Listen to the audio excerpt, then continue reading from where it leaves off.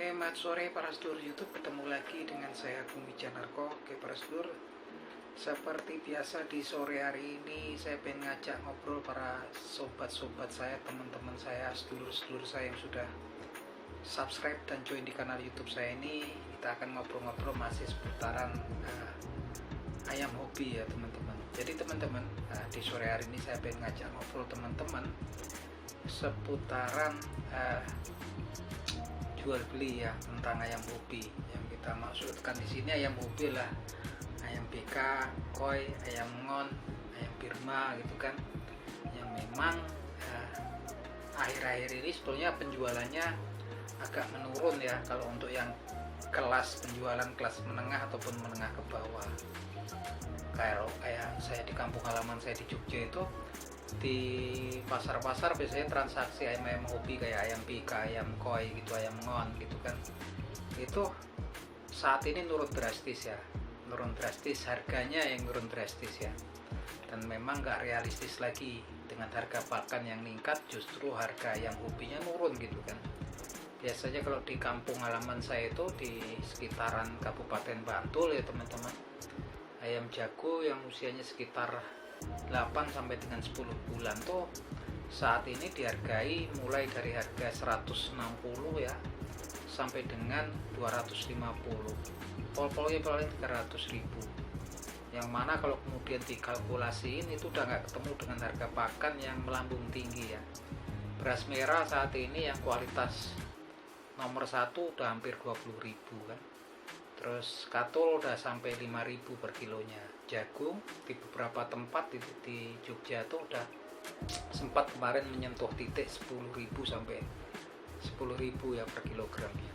Sedangkan kalau ayam harganya kemudian antara 200 sampai 300.000 itu sebetulnya dengan usianya yang sekitar 10 bulan nggak ketemu. Usia 10 bulan tuh 10 kali 30 300 hari ya, kan 10 bulan tuh 300 hari, anggap 1 bulannya 30 hari ya, semuanya pukul rata. Kalau 300.000 harganya gitu kan, berarti 300.000 dibagi 300 hari, jadi perharinya cuma dapat 1.000 rupiah teman-teman.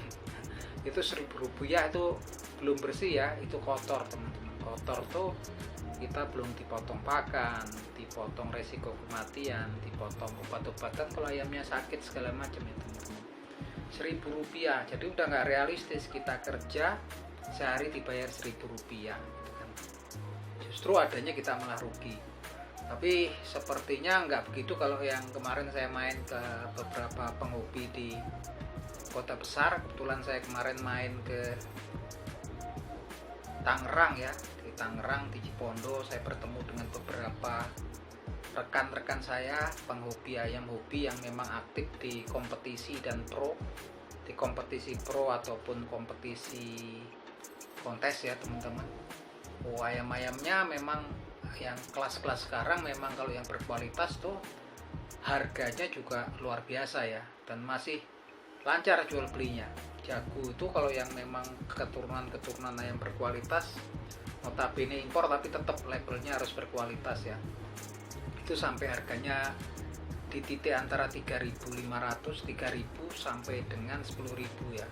Bahkan kemarin kalau tempatnya Bos Hendy itu ada yang 10.000 tuh, Bos Hendy di Cipondo. Kebetulan kemarin saya ada 2 hari di sana ya, ayam-ayam impor ya, ayam-ayam keturunan impor, breeding sendiri, ada sekitar 25 ekor ayam untuk kemarin. Itu aktif ya teman-teman, aktif itu sepertinya aktif, mereka melakukan kompetisi baik pro ataupun kontes, kebanyakan pro ya. Itu dalam 1 minggu bisa 2-3 kali gitu kan. Itu mereka aktif ya. Jadi ayamnya, orang-orang yang seperti itu ayamnya juga terevaluasi, terupdate kualitasnya, yang nggak masuk dibuang ya teman-teman. Nah resikonya memang kemudian kalau kita mau menjangkau komunitas-komunitas yang kelas menengah ke atas ini, teman-teman umpamanya peternak gitu kan, memang kemudian harus masuk ke komunitas mereka gitu kan. Tentunya otomatis masuk ke kompetisi ya, yang rawan ya teman-teman, rawan karena memang ya rawan lah gitu, rawan biayanya besar gitu kan. Kita harus mulai dikenal, masuk ke kalangan mereka, komunitas mereka. Nah di luar itu teman-teman yang pengen saya obrolin, teman-teman hati-hati juga kalau kemudian di dunia jual beli perayaman ini di komoditi yang kemudian sifatnya gorengan ya. Mungkin teman-teman belum paham, gorengan ini ada suatu mungkin klasifikasi jenis ayam tertentu dengan pola tertentu yang kemudian digoreng itu maksudnya dipopulerkan oleh orang-orang tertentu gitu kan, yang mereka sebetulnya udah punya stok banyak. Nah ketika gorengannya ini populernya naik gitu kan, mereka udah langsung lepas gitu kan. Banyak orang yang terpengaruh, mereka melepas, dan ini waktunya pendek ya ngambil keuntungannya. Pendek dia, short pendek ini kan. Contohnya umpamanya taruh kata teman-teman mau memfoto punya ayam jenis samo ataupun hasil dalam jumlah yang besar. Teman-teman kemudian menggoreng tuh jenis itu, taruhlah jenis ayam samo gitu, digoreng tuh ya, dipromosikan di media sosial dengan teknik tertentu. Biasanya kalau kita lihat, kalau ayam-ayam yang seperti itu kan dia nggak di pola main. Kalau pola main tetap ketahuan ya teman-teman, nggak akan berhasil, susah gitu kan. Jadi ayamnya digoreng, maksudnya digoreng tuh komoditasnya digoreng, dinaikkan pencitraannya, ditingkatkan. Seperti orang cerita di media sosial, ini ayamnya kalau kita pelihara, kita jual bisa masih kutuk 500.000, masih baru netes seminggu 2 minggu 500.000. Kemudian yang sudah besar nanti bisa laku sampai puluhan juta gitu kan. Dan kita nggak tahu, nanti juga pastinya ditampilkan di situ mereka mengirim, menjual dengan orang-orang tertentu yang notabene kita nggak ngerti apakah itu juga cuman teman mereka sendiri gitu kan. Yang jelas kemudian kita terpengaruh gitu kan. Mereka pastinya nanti akan mengadakan semacam kontes gitu kan, semacam apa ya, kejuaraan. Yang jelas bukan main ya, bukan di pola main. Biasanya trik-triknya dengan tampilan fisik segala macam lah, yang mana nanti hadiahnya besar gitu kan. Ketika memang kemudian produknya tersebut sudah mulai diminati orang, biasanya orang yang meminati juga orang yang setipe. Biasanya kalau mungkin nih ayam jenis samo, jenis asil gitu kan, kalau teman-teman beli dari saya harganya 5 juta, sepasang 10 juta gitu kan, jago sama babon. Nanti babonnya 1 bulan nelur 10, usia 1 minggu harganya 500.000. Artinya 1 minggu itu kan 1 kali tetesan udah hampir pule ya ke biaya pembelian indukan sama pejantannya, 2 kali tetesan lah gitu kan. Selanjutnya menangguh keuntungan. Itu teori-teori klasiknya seperti itu ya. Nah ini komoditas di ayam hobi yang sifatnya gorengan ini sifatnya nggak lama ya teman-teman, tapi mereka pintar. Orang yang goreng pertama kali pastinya mereka udah punya stok banyak, mereka lah yang pertama kali dapat keuntungan. Dan rata-rata pembelinya juga orang-orang yang kemudian terobsesi, oh ini saya kalau beli, saya investasi di sini, ayamnya saya jual harganya mahal nanti gitu kan, 2 kali tetesan udah balik modal gitu kan. Kemudian nanti tetesan ketiga udah mulai mendapatkan omset yang jumlahnya besar. Itu angan-angannya rata-rata seperti itu, dan itu kebutuhannya nggak realistis. Karena memang kemudian nanti yang berkumpul dari semua penghobi itu gitu kan, itu rata-rata punya tujuan yang sama. Sampai akhirnya mereka nanti meletus gitu kan. Yang ada berkumpul adalah orang-orang yang kemudian pengen mendapatkan income gitu kan, mendapatkan profit dari penjualan ayam itu. Bahkan yang beli antar-antar mereka saja gitu kan.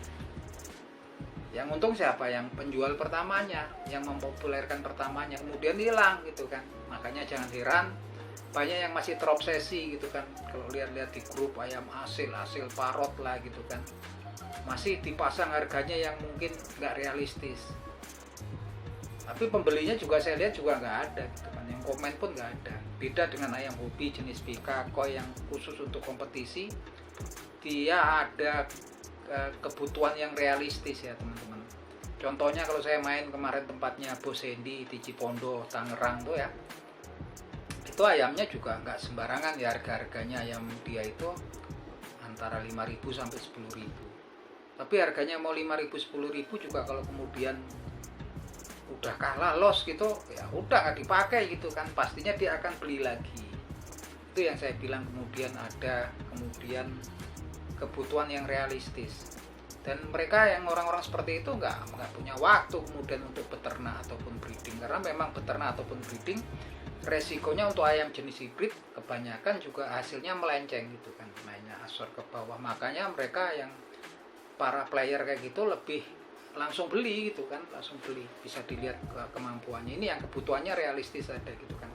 Tapi untuk ayam-ayam yang memang masuknya nggak ke kompetisi itu pastinya mereka juga itu semu ya teman-teman, adanya tadi bahan-bahan yang digoreng oleh orang-orang tertentu, kemudian ketika populer, ketika orang banyak kemudian terhipnotis oleh produk itu beli gitu kan.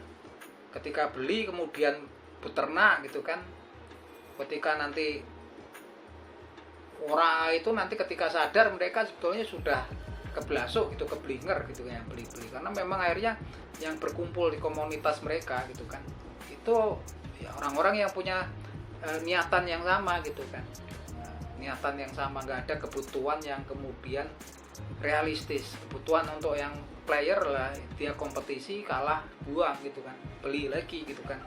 Kebutuhan konsumsi dijual daging potong besok beli lagi gitu kan. Nah kalau untuk ayam-ayam yang hobi, ayam-ayam hobi kayak jenis samo, hasil gitu, yang berkumpul di grup-grup mereka lah penjual semua ujung-ujungnya, sampai pada suatu titik ya nggak ada lagi ya mau beli, karena mereka produknya banyak gitu kan, kebutuhannya nggak realistis. Yang untung adalah pihak yang pertama kali goreng daripada produk tersebut gitu kan, yang pastinya sekarang juga nggak akan muncul lagi gitu kan, udah dapat untung banyak gitu kan. Itu jadi hati-hati teman-teman, karena memang saat ini banyak memang tipe-tipe yang pemasaran seperti itu ya, mereka memanfaatkan tren ya. Ini yang banyak samo dipopulerin, harganya mahal itu, ada yang beli, nanti yang beli kita nggak ngerti karena memang di media sosial kan, bisa saja teman saya sendiri yang beli uang saya kan. Tapi orang kemudian terhipnotis, oh ini dibeli 20 juta 15 juta, masih anakan 2 minggu harganya 2,5 juta gitu kan, masih 1 bulan udah 3 juta gitu kan. Mereka nanti ada yang beli, dikirim seperti itu. Tapi ini kan memang di media sosial kita nggak tahu kevalitannya. Yang jelas itu menarik untuk orang-orang tertentu. Yang parahnya juga kadang-kadang yang tertarik adalah orang-orang yang kemudian terkena PHK, lagi cari usaha gitu kan, yang nggak begitu ngerti di bidang tersebut. Mereka berinvestasi di situ, ya keblinger akhirnya gitu kan. Kalau teman-teman lihat di jenis-jenis ayam hobi kayak gitu kan, pasti mereka masih terobsesi, angan-angannya tinggi, nggak sadar kalau sebelumnya mereka itu sudah keblinger. Harganya mungkin puluhan jutaan gitu kan. Yang nawar itu ketara, kalau ada di grup-grup ayam hobi seperti itu, lihat aja di kolom komentarnya ada nggak yang nawar mau beli gitu kan. Tetap ya, kita mau pasang tarifnya kayak apa, harganya kayak apa, karena memang itu kemudian asal usulnya kan sebenarnya ayam untuk player tuh kayak hasil gitu kan, samo. Teman kesininya memang mereka ngarahinnya ke jenis-jenis ayam yang ayam-ayam hobi, ayam-ayam yang untuk kontes segala macam, udah nyalai ininya. Karena memang kalau mereka bawa terus kemudian promonya itu untuk pro ataupun kontes, ketahuan nanti kalau ayamnya nggak bagus produknya kan. Tapi di negeri asalnya sendiri kan memang di sana untuk player ya, untuk kompetisi gitu kan, kesininya dibelokin karena memang pinter nih gitu kan. Karena kalau memang menggunakan jalur itu pastinya susah ya teman-teman, pastinya susah, karena memang untuk saat ini pun untuk ternak-ternak ayam hobi jenis ngon, koi trat ngon itu pun kalau yang di bos-bos kelas menengah ke atas tuh betul-betul nggak cuman jenis dan namanya itu harus match, tapi kualitasnya ya. Mau keturunannya Manedeng, mau keturunannya Black Cross, tapi kemudian GTA-nya nggak masuk gitu kan, akurasinya nggak ada, ya tetap dianggap untul sama mereka. Mereka itu untuk pembeliannya juga pastinya sangat berhati-hati gitu kan. Dan itu memang untuk mencapai pembeli-pembeli yang cuannya banyak gitu ya, memang kita harus mengembangkan ternakan kita, mengembangkan kualitas breeding kita gitu kan.